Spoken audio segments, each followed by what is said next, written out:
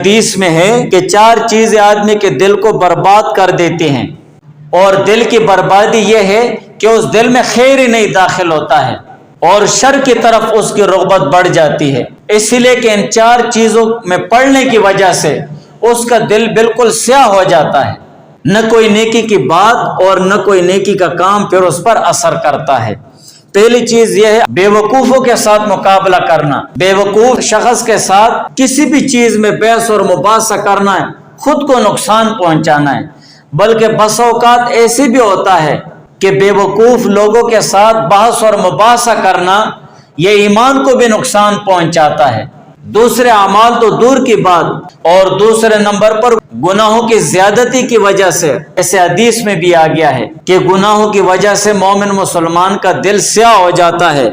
اور تیسرے نمبر پر عورتوں کے ساتھ کثرت سے اختلاط کرنا، اجنبی عورتوں کے ساتھ بہت زیادہ اٹھنا بیٹھنا کرنا، اس کے ساتھ بھی دل کی کیفیت خراب ہو جاتی ہے،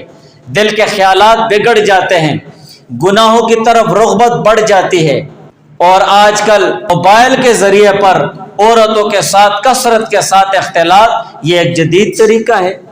ایک نیا طریقہ ہے عورتوں کے ساتھ اختلاط کرنے کا۔ یہ بھی عورتوں کے ساتھ ایک اختلاط ہے، ضروری نہیں کہ آدمی ان کے ساتھ اٹھنا بیٹھنا کرے عام مجلسوں میں یا خاص مجلسوں میں،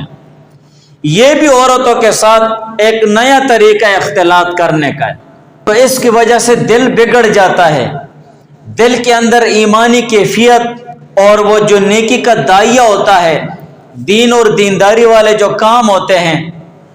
ان کی صلاحیت ختم ہو جاتی ہے،